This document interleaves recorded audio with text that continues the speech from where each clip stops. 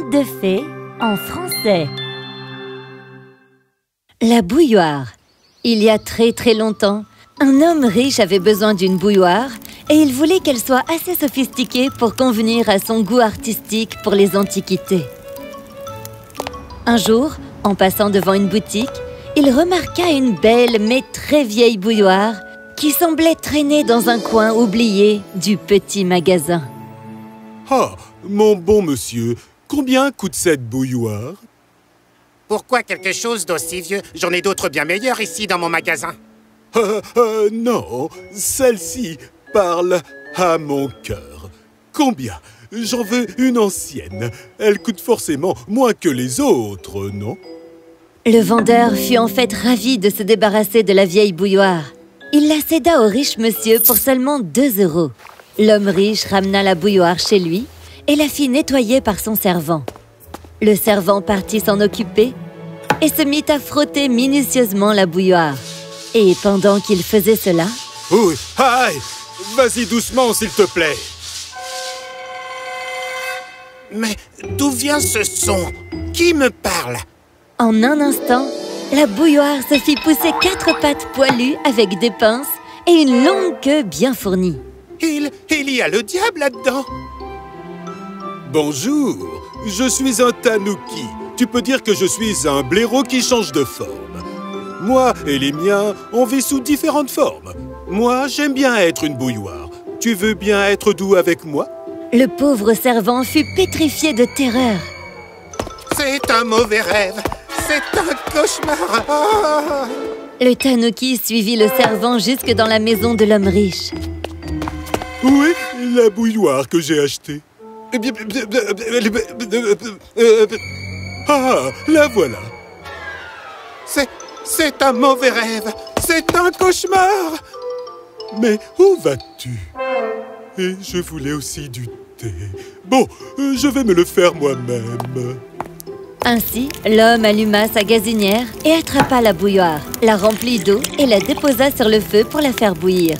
Soudain, il entendit un son. Oh, aïe! Doucement avec moi! Aïe! C'est du feu! Le tanuki bouilloire fit sortir ses 4 pattes, sa longue queue et sauta de la gazinière devant l'homme effrayé. Qui es-tu? Bonjour, je suis un tanuki. Tu peux dire que je suis un blaireau qui change de forme. Moi et les miens, on vit sous différentes formes. Moi, j'aime bien être une bouilloire. Tu veux bien être doux avec moi?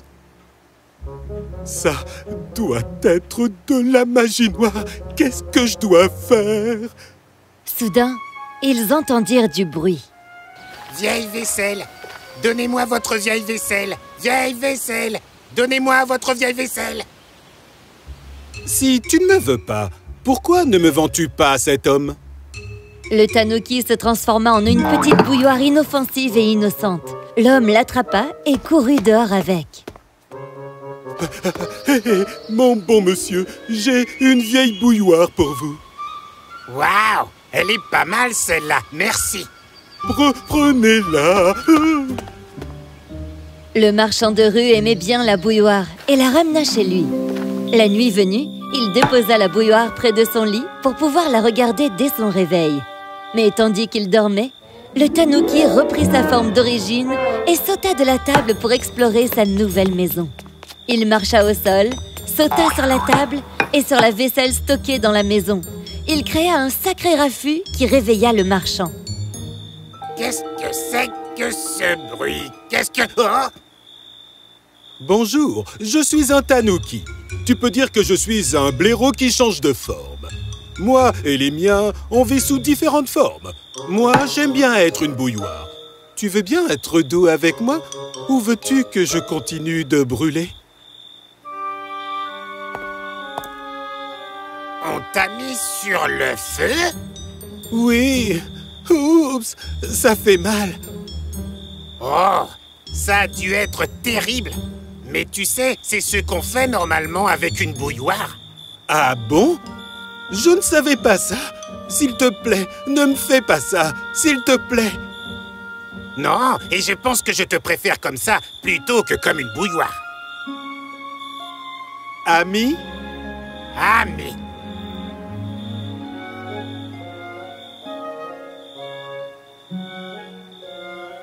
Ainsi, le tanuki et le marchand devinrent très bons amis. Ils passaient de longues heures à discuter et plaisanter. J'aimerais avoir plus d'argent. Je t'aurais emmené voyager et visiter le monde entier. J'ai une bonne idée. Laquelle? Écoute, je suis ton ami. Nous sommes partenaires. Monte sur une estrade et annonce « Allez, venez tous, venez voir une bouilloire prendre vie, venez !» Je vais faire mon fameux tour et les gens vont venir en masse pour voir notre spectacle. Tu ne me crois pas? Je suis là à parler à une bouilloire qui se transforme en blaireau et qui, en plus, est un tanuki. Bien sûr que je te crois. Hé, partenaire! Alors il se prépara. Le marchand installa une estrade et appela les gens. Venez, venez tous, venez voir une bouilloire qui va prendre vie, venez! Certaines personnes vinrent voir les tours de passe-passe de la bouilloire.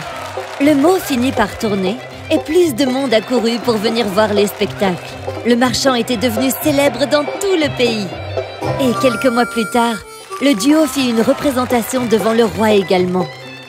Les années passèrent et le marchand autrefois pauvre était devenu un homme riche. Hé, mon ami, merci! Je n'aurais pas pu avoir une meilleure vie qu'en tanuki.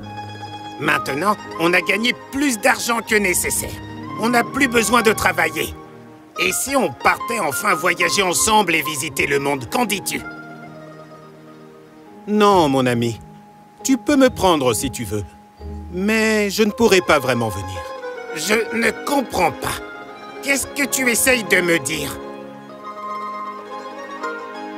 Nous, les tanuki, nous sommes des créatures bizarres. On peut changer de forme seulement pendant quelques années. Mais après, on prend la forme d'un objet pour toujours. Non! Demain, à la même heure, je n'existerai plus.